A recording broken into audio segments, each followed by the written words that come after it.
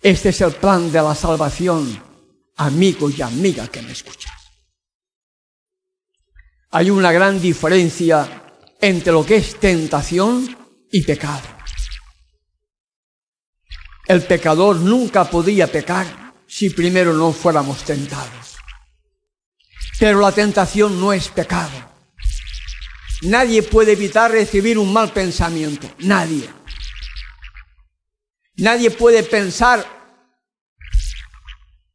Pero una cosa es ejecutar el pensamiento y otra cosa es, Padre, perdóname por haber tenido este mal pensamiento. Repréndelo y elimínalo de mi mente para que yo no peque contra ti. ¿Entiendes la gran diferencia? Y cuando uno entiende la gran diferencia, se da cuenta de que siendo pecadores, podemos dejar de ser pecadores. Porque la tentación no es pecado. La tentación es lo que viene primero para que yo me convierta en un pecador si hago el mal pensamiento en acción. ¿Te das cuenta la diferencia? Posiblemente por eso hay tantas personas que dicen que son cristianas, que vamos a seguir siendo pecadores toda la vida. Lamentablemente no entendieron que el Salvador está a la derecha de la majestad del cielo, precisamente intercediendo por ti y por mí, como nuestro único abogado, como nuestro único mediador entre el Padre y nosotros, intercediendo ante el Padre por el pecador suplicante, que reconociendo su pecado, lo confesamos delante de Él, para que Él presente su sangre ante el Padre y le diga, Padre, acepta el perdón de tu Hijo, acéptalo. Cubre su pecado con mi sangre. Concédele el perdón y dale el poder para que él deje de volver a pecar.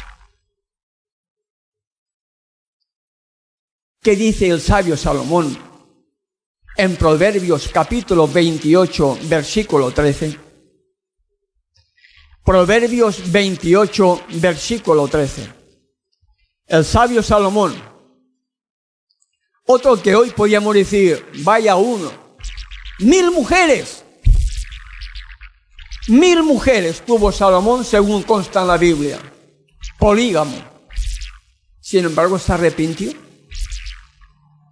Y escribió después mensajes que son válidos todavía para nosotros. Y allí el sabio Salomón, en Proverbios capítulo 28, verso 13, dice, el que encubre sus pecados no prosperará. En la oración hay que confesar el pecado cometido.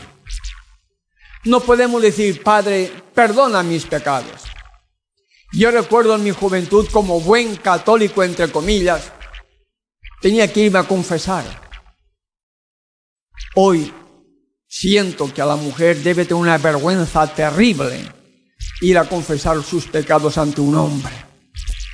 El hombre es diferente, pero que una mujer le diga, siendo joven, Padre, confieso que he cometido relaciones sexuales con mi novio, o he hecho cualquier cosa, debe ser humillante para una mujer confesarle ante un cura el pecado cometido. De hombre a hombre es diferente. Por eso después pasaba en la Iglesia Católica lo que se ha descubierto y lo que tanto se ha escondido. El cura aprovecharse de la debilidad de las mujeres, tener relaciones sexuales ilícitas con las feligresas que iban donde él confesando la debilidad suya, el pecado. Y el sabio Salomón dice para ti y para mí, el que encubre sus pecados no prosperará. Hay que confesar el pecado. Y cuando yo iba al cura y confesaba mi pecado, el cura me decía, ¿de qué te arrepientes? ¿Cuál es el pecado que quieres que yo te perdone? Y tiene que decir el pecado cometido. Si ante un hombre pecador o más pecador que uno se tenía que confesar y tenía que decirle cuál era el pecado cometido, o los pecados cometidos para que Él te pudiera dar el perdón, ¿por qué ante el Padre Celestial tenemos que ser diferentes? Porque hay muchos que dicen, Padre, perdona mis pecados y punto. ¿Sabes que eso no significa perdón? ¿Por qué? Porque no has confesado tu pecado cometido.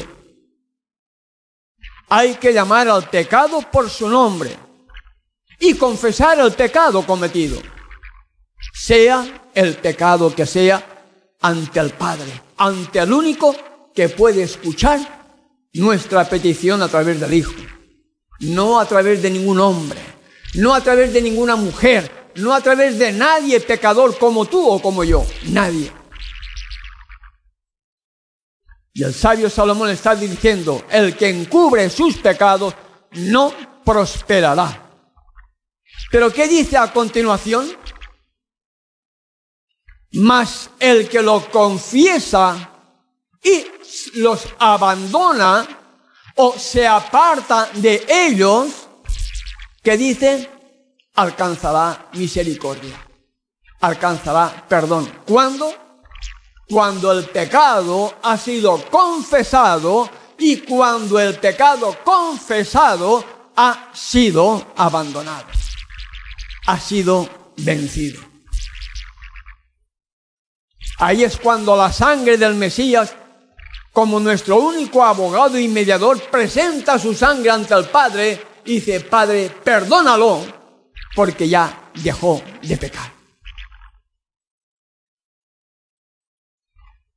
Quizá por eso hay tan pocas conversiones.